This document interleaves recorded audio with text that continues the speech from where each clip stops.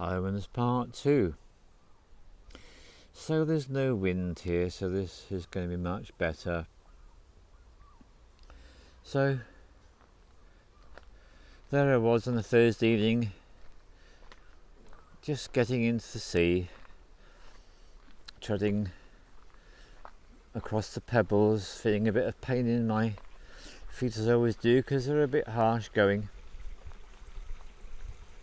and I'm in up to my ankles, and I carry on stepping further into the water, and I'm looking at the sea because there's something about it that's alerting me.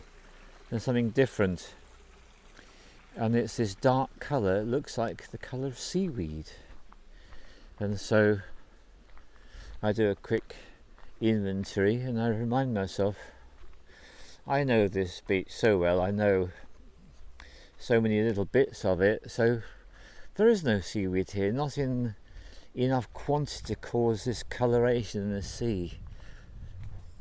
There's something up here, I don't know what it is, don't understand it. So I continue wading into the sea until I'm in it up to my waist, and I'm at that moment where I'm just launching myself into the water and feeling the shock of the cold hitting my upper body. I'm swimming in the water and something going on here. And finally I realise what's happening. I am swimming in a shoal of tiny fishes. And these fishes are so small, and there are so many of them, that I can only say I'm encountering what I will call mathematical numbers. There's way beyond thousands, there's way beyond millions. There's so many of these tiny fishes. I'm swimming in a shoal, and I look around me as I'm in the water there, and I'm looking along the shoreline, I'm looking out to sea, and I quickly realise what's going on. All along the shoreline, from literally where the waves hit the stones, up to about 12-15 feet, something like that, completely full of these tiny fishes. But nothing beyond that. But when I look along the shoreline in one direction, it's as far as the eye can see. And look in the other direction, again, far as the eye can see. So I am in a shoal of tiny fishes, which is so huge in terms of scope and scale, I can't even get my head around it. I mean, I've never experienced anything like this in my life. And I'm aware of how beautiful they are. There's a sense of silvery shimmering, and I'm swimming through them.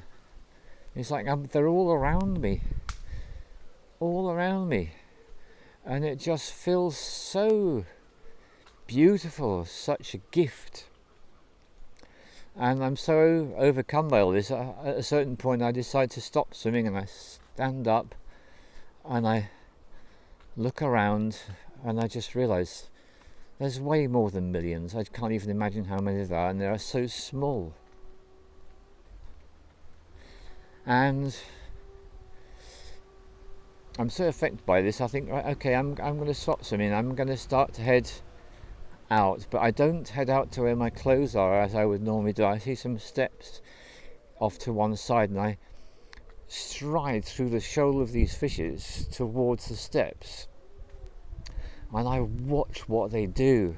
And with every stride they make, they swim and they dart to give me the space. It's like we're dancing. It's like being in a room full of 5 rhythms dancers, and everyone is dancing with everyone else, and no one is crashing into anyone else. And that's what's going on with these fishes. They're not crashing into me, and I'm not crashing into them. We're making space for each other in this really bizarre way. Or to be more accurate, they're making space for me as I'm striding towards the shore and the steps.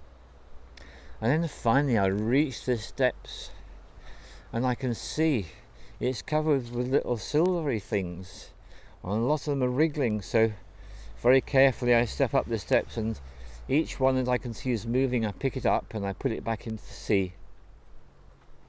And when all the living ones are back in the sea, I notice the others and I touch them, and yeah, they're dead, no question about it. And I just go up the steps and go back to my clothes and get myself dressed. As I'm getting myself dressed, I feel like I need to go back to the ones that I left dead on the steps, and so I do.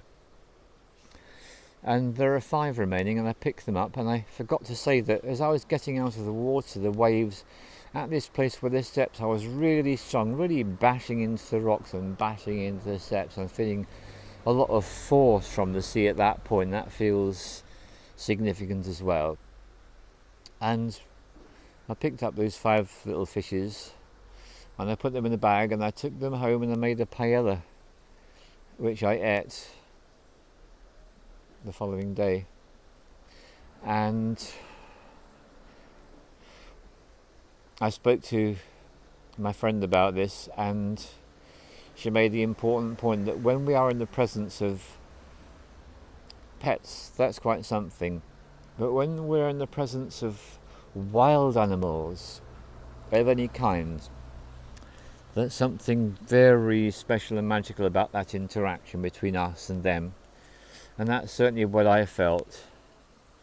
And I have such a feeling of gratitude that I was allowed this one opportunity to be with so many fishes and to actually take in their energy through eating the ones that had died on the steps, as well as putting the ones back. And I also forgot to say, but when I was actually getting dressed, I got most of my clothes on. I had to stop because I could see a fish had just been thrown out of the waves and it was lying struggling on the pebbles. So I just went over and carefully, gingerly picked it up and put it back in the sea. And it just felt good to know that it was back swimming away with all the others, with its whole shoal.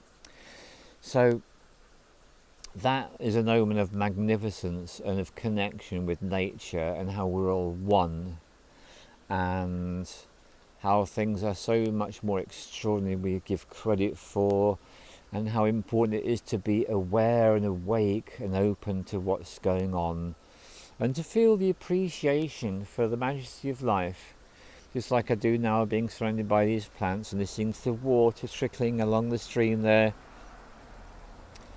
Yes, enjoying the beauty and the magnificence. Thank you very much.